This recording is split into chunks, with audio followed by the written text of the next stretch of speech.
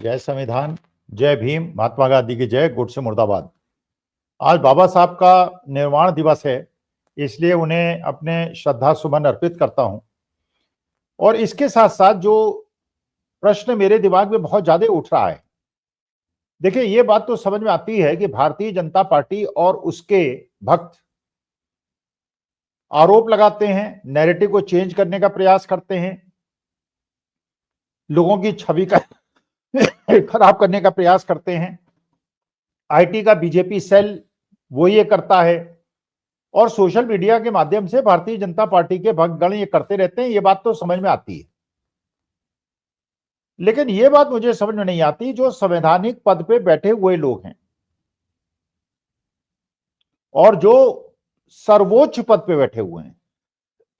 चुनाव आयोग ठीक है, चुनाव आयोग चलिए समझ में आता है कि चुनाव आयोग का चुनाव अमित शाह जी ने और मोदी जी ने किया है और उस कमेटी से चीफ जस्टिस ऑफ इंडिया को हटा दिया गया। और जो मोदी जी चाहेंगे, जिसको चुनाव आयुक्त तो बनाना चाहेंगे बना देंगे।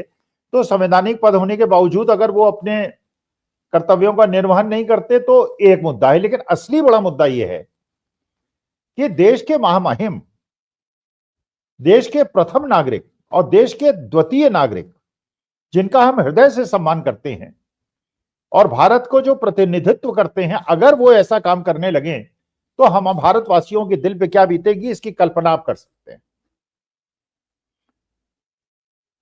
धनखड़ साहब देश के उपराष्ट्रपति भी हैं और राज्यसभा के स्पीकर भी हैं। अच्छा, चलते हुए नैरेटिव को चेंज करने का प्रयास, आज चर्चा होनी थी सदन में संविधान के बारे में, और संविधान हम लोगों के लिए सर्वोच्च है। झंडा हमारे लिए सबसे बड़ा तिरंगा, और पुस्तक हमारे लिए धर्म के मामले में रामचरितमानस और देश के मामले में संविधान, जो बाबा साहब ने बनाया। और आज संविधान पे चर्चा ना हो पाए, इसलिए व्यवधान अपोजिशन की तरफ से नहीं, सत्ता पक्ष की तरफ से नहीं, बल्कि दोनों सदनों के सभापति महोदय की तरफ से हुआ, और दोनों संवैधानिक पद हैं। लोकसभा के अंदर जैसे ही लोकसभा की कार्रवाई शुरू हुई 11 बजे, तो प्रश्न काल होता है, उसमें जैसे ही ओम बिरला साहब आए, 1 मिनट के अंदर, कोई खास हंगामा भी नहीं हुआ, कुछ नहीं हुआ, 1 मिनट के अंदर उन्होंने सदन की कार्रवाई को स्थगित किया और चले गए। राज्यसभा के अंदर अब इस बात की क्या आवश्यकता थी, क्योंकि धनखड़ साहब भी पहुंचे हुए वकील हैं, वकालत की है उन्होंने, कानून उन्हें पता है। और जो लीडर अपोजिशन राज्यसभा के अंदर हैं, खड़गे साहब, वो भी वकील हैं, उनको भी कानून पता है। अचानक सभापति महोदय, उपराष्ट्रपति महोदय, जिनका हम बहुत सम्मान करते हैं, उन्होंने कहा कि सुरक्षा कर्मियों को अभिषेक मनु सिंघवी, जो राज्यसभा के सांसद हैं और तेलंगाना से सांसद हैं और एक हिंदुस्तान के टॉप वकीलों में से एक हैं, उनकी डेस्क से नोटों का बंडल मिला है। तो खड़गे साहब तुरंत खड़े हुए, उन्होंने कहा कि महामहिम, आप तो संविधान के रक्षक हैं, आप तो सदन की कार्यवाही के रक्षक हैं। अभी आप कह रहे हैं कि इन्वेस्टिगेशन होगा, सुरक्षा कर्मियों को नोट मिले, किसी की टेबल से मिले, और उस व्यक्ति का नाम आप ले रहे हैं। अभी तो जांच हुई नहीं, अभी तो इन्वेस्टिगेशन हुआ नहीं, और एक व्यक्ति का नाम ही केवल आप नहीं ले रहे हैं, अभिषेक मनु सिंघवी का, बल्कि आप एक राज्य का नाम भी ले रहे हैं, तेलंगाना, जो कि भारतवर्ष के अग्रणी सबसे डेवलप्ड स्टेट्स में से एक है। हैदराबाद आईटी कैपिटल है, बेंगलोर और हैदराबाद। आप तेलंगाना को भी बदनाम कर रहे हैं और आप अभिषेक मनु सिंघवी को भी बदनाम कर रहे हैं। और नाम आपको नहीं लेना चाहिए था, खड़गे साहब ने कहा। उन्होंने कहा कि भाई, इधर के बेंचेस उधर के बेंचेस, दोनों तरफ वकील लोग बैठे हुए हैं, सबको पता है कि अगर इन्वेस्टिगेशन हुआ नहीं, अगर किसी की टेबल पर नोट मिल जाए, इसका माने उसका आप नाम ले लेंगे। तो इसका माने कल कोई दूसरा सदस्य जाए या सुरक्षा कर्मी जाए और किसी के भी टेबल पे जाके 10 ग्राम कोकीन की पुड़िया रख दे या नोटों का बंडल रख दे, तो क्या आप उसे अरेस्ट कर लेंगे और उसका राजनीतिक जीवन खराब कर देंगे और उसका डिफेमेशन कर देंगे?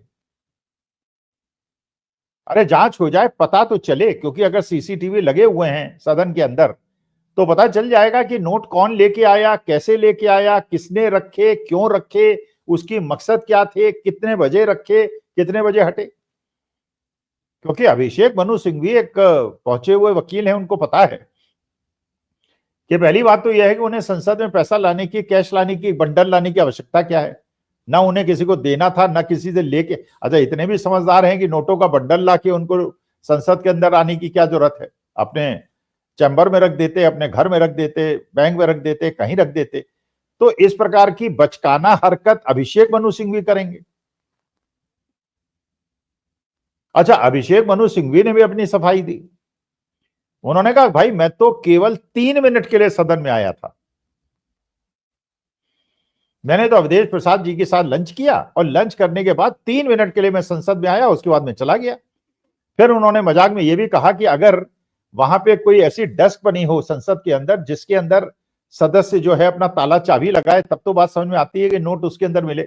अगर खुली टेबल है और खुली डेस्क है और उसके नीचे किसी के नोट मिले हैं, तो उस व्यक्ति का नाम लेके उसका डिफेमेशन करना तो सदन की अवमानना है। भाई आप जानते हैं, जैसे यूनिवर्सिटी में आप पढ़े होंगे, आपने किसी भी क्लास में पढ़े होंगे, तो वहां पे डेस्क होती है, उसके नीचे एक डेस्क होती है जिससे बच्चे अपनी किताबें कॉपियां रखते हैं, लेकिन उसमें कोई ताला चाबी नहीं होता है।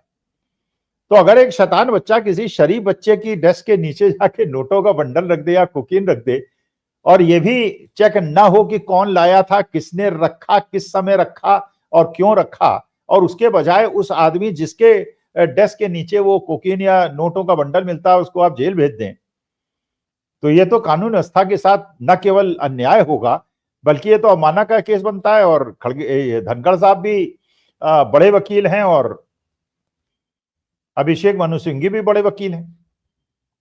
अब अभिषेक मनु सिंघवी इस पे क्या कानूनी कार्रवाई करते हैं, क्योंकि इस प्रकार से तो डिफेमेशन हो गया। अब बाकी मुझे नहीं पता संविधान के अनुसार जो सदन के अंदर चीजें होती हैं उसका कोर्ट संज्ञान लेता है कि नहीं लेता है, लेकिन अगर इस प्रकार से पूरे हिंदुस्तान के अंदर नैरेटिव चेंज करने के लिए, क्योंकि आज के तारीख में नैरेटिव जो था डिस्कशन होना था, संविधान पे होना था, और दूसरा जो नैरेटिव था वो अडानी था।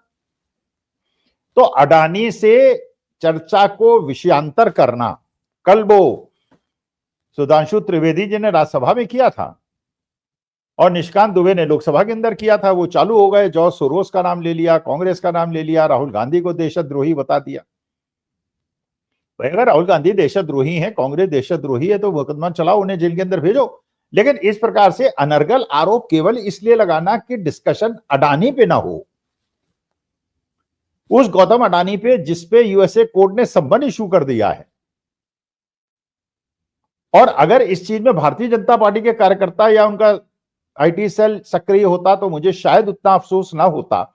मुझे इस बात का अफसोस है कि सदन के सभापति महोदय ये काम कर रहे हैं, जिसके लिए खड़गे सामने खड़े होकर कहा कि महोदय ये तो आप वकील हैं, आपको पता है कि इस प्रकार के किसी व्यक्ति का नाम लेना।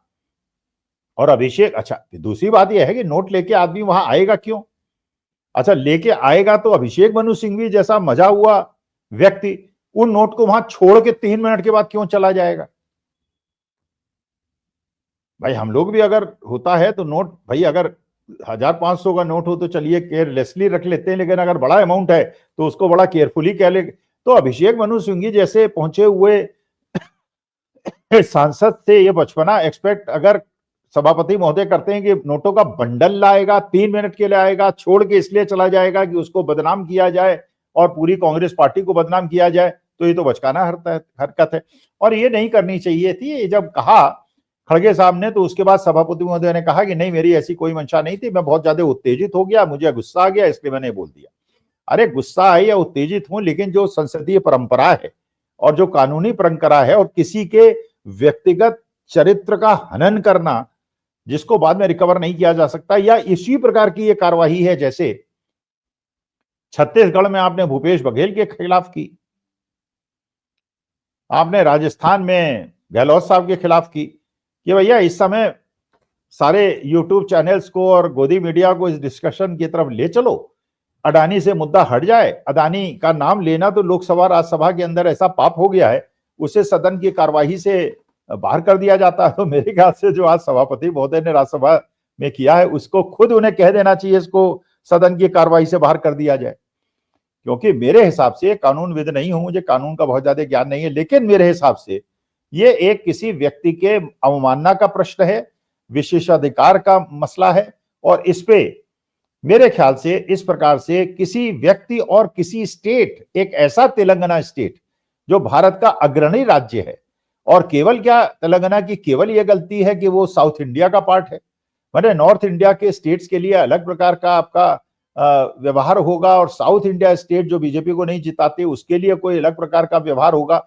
और एक स्टेट को बदनाम करना, क्योंकि अभिषेक मनु सिंघवी तेलंगाना को रिप्रेजेंट कर रहे हैं आज की तारीख में, और तेलंगाना का नाम लेना, अभिषेक मनु सिंघवी का नाम लेना, मेरे ख्याल से ये सदन की परंपरा के अनुरूप नहीं है, और ये मेरे ख्याल से धनखड़ साहब ने जो किया उनकी मर्यादाओं के अनुरूप नहीं है।